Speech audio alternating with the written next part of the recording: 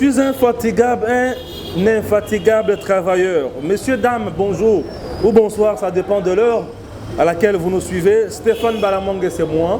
Oui, je suis là. Edem TV, c'est votre chaîne, Edem TV officielle. Chers compatriotes, l'heure est grave et les choses marchent et bougent à tout moment en République démocratique du Congo. Monsieur Daniel le sait très bien, monsieur Apata bien sûr, le sait très bien. L'ancien administrateur général de l'ANER, monsieur Kalev Mutonde, Bakanga qui est le lot. Bakanga qui est interpellé qui est na niveau il y a deuxième, ok, na aéroport, bana ko na 10 Abeba na Éthiopie. La source belé zolo bakazaki na faux passeport frauduleux, monsieur bana ko lo makambo ebele. Ce monsieur Azamutu oyo misala na RDC, ceux qui le lobby qui va pendre et va te belé va kosepe la makasi. Puisque ce monsieur était au service d'un individu et non au service d'un peuple. Il était un fonctionnaire, mais qui a été loyal uniquement à Joseph Kabila. Kalev na aner mutokwati kolobate na mboka na biso. Olobi na tongo na 9h na 9h30 bakangio. Chaîne na yo est diffusée loko na 8h30 bakangio.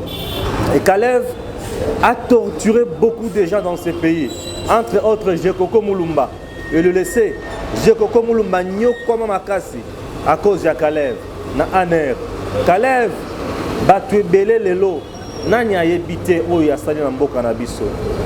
Alors, des actes pareils, ils ont là ça vraiment que ces gens ne peuvent pas avoir la paix dans ces pays. Pourquoi je dis ça? Basa batu ba nyokoli ba congolais mingi nanko. Ce monsieur a nyokoli ba congolais nanko na lui nanko. Il y a beaucoup d'organisations internationales et d'organisations non gouvernementales dans notre pays. Au Balokakaba Kalev chaque jour. Ici qui passe. Puisque ce monsieur Makamboze belé sur son dos. Il est même sous sanction de la communauté internationale. Il est sous sanction des États-Unis, sous sanction de l'Union européenne. Pourquoi tout ça? Les arrestations arbitraires, torture dans Makamboze belé. Aujourd'hui, la DGM, qui c'est l'autre côté. En tout cas, Longo Yamakasi na DGM na aéroport international d'Indjili. La DGM aujourd'hui, c'est un service que nous devons maintenant encourager.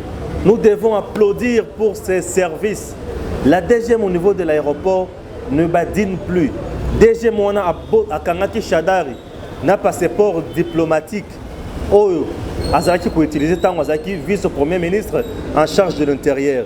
La même DGM a interpellé aussi Jeannette Kabila pour na passeport pour na Mikanda pour bailler Mikanda les qui en ordre côté. La même DGM aujourd'hui a interpellé encore Kalev Mutonde. C'est monsieur Tokolo Bate qui est singélé sous que la wana ponaye. L'interpellation pour Kalev ne signifie absolument rien. Kalev, il faut l'arrêter. Je dis bien l'interpellation pour Kalev ne signifie rien. C'est quelqu'un qu'il faut arrêter. Ok? Kalev, on ne peut pas l'interpeller. Chers internautes, chers Congolais, vous tous qui nous suivez de partout, même nos autorités nous écoutent. Je dis bien, le monsieur Kalev n'est pas quelqu'un à interpeller. Non, c'est quelqu'un à arrêter. Il faut l'arrêter pour tout ce qu'il a pu faire dans ce pays. Certainement, le président de la République a dit qu'il ne va pas fouiner. Mais il y a des gens qui ont mérité au Kangama. Pourquoi? Puisque ces gens-là n'ont pas travaillé, n'ont pas aidé ce pays à avancer. Mais Bazo Batumoko, comme ici, pays n'a à genoux à cause de Misala Mabe Nabango. Ce monsieur-là mérite Bakangaye. Pourquoi? Puisque Azam Moutou, Oya Nyokoli Batu Belé, Mabota et Belé le Tikali, sans ma parents, Banam Subatikale Bachege, Basim Subatikale ba veuve, mais Balim Subatikale ba veuve, Karapona Batuet Bakalev. Ce n'est pas quelqu'un au lelo tokolo bate que au betele maboko. Non. Asam toko betele maboko te na mboka na biso. Je dis non. C'est quelqu'un oyo ce qui toque plus loin que tout ça sérieux. Basali audience na public. Donc jugement na ba tiango public. Batunyo so ba na télévision na 20h batunyo so ba hôtel na RTNC. Pourquoi? pour battre le niveau à Sali pour la Congolais. Hier c'était Kabila ou rien. Maintenant aujourd'hui Kabila est là. Kabila qui nous protéger ton dit Masiko. Comment expliquer récemment ça a communiqué pour dénoncer Batoyi de peste que non on a niazo salawana et là d'ailleurs il de peste va travailler dans service va passer pour consort. Ces messieurs-là restent toujours arrogants. Francis Kalombo l'avait dit que ceux qui calèvent Azaki dans l'Ikambo pour saisir Namboka Nabiso et c'est là qui a saisir silence avant de la silence. Ceux qui ont qui bien Namboka Nabiso c'est plus que Félix reste bon. Félix est bon certainement, mais la justice n'est pas. Il y a bonté en Nzambe. Justice est comme ça la musala lango. Justice est comme la mutu o nyon so sali mabe na mboka na biso. Mutu o ba tu be belé parce na preuve ya ba torture na ye. Aza mutu ya kende liboso ya mibeko. Comment expliquer dans notre pays les innocents sont en prison?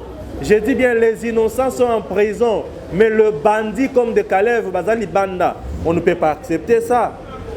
Lui c'est un bandit, mutu pesa nyokoli ba Congolais modèle wana. Ce n'est pas quelqu'un qu'on peut laisser comme ça. Non. Non, nous voulons que la justice fasse son travail. Bah interpeller, c'est bien, mais ceux qui vont trouver qu'il y a un bébé dans Mikanda, nous sommes à Yamabe, bah kangae, à goûter, dans le miel et à prison, to à goûter dans enfer et à prison, pour soit il y a aner, bisika banako chabatu. Et il y a certains au bazar témoignages accablants sur ces messieurs. Chers Congolais, ce pays doit avancer. Ce pays ne peut pas être un bien. Nous devons dénoncer Batunyo sur Misala Yamabe na mboka na biso. Puisque Bana ya Congo va souffrir mingi. Félix Tshisekedi aujourd'hui, je vous dis que c'est un espoir pour les Congolais et pour le Congo. Depuis qu'il est au pouvoir, qui m'a écouté na mboka. Talaba journaliste ningo tozoloba. Tala ningo tozo dénoncer Makambo Yamabe. Mais natango ya kala yoko dénoncer Kalev, le tout puissant. Yoko interpeller Kalev, le tout puissant. Azaki vice-président de la République, toi Azaki Nani, Bande Kobalandi. Nous sommes là pour dénoncer ces gens. Bazabato bazo mériter prison. Et donc va mériter qu'on a les bandas. Prison et Zawana. Dans nos prisons, il y a des innocents qui meurent là-bas. Dans nos prisons, avec les pseudo-magistrats des fois que nous avions à l'époque de Kabila. À Kangi Moutunatongo, ce qui a payé à $500, au PC $100, au PC $200, aux gens en prison, au revendre Kuna Nicolo Belé. Non, ce sont ces gens qui méritent la prison et eux ne méritent pas de rester dans la société. Messieurs, dames, nous allons dénoncer tout ce qui est faux pervers. Trop c'est trop. À très bientôt.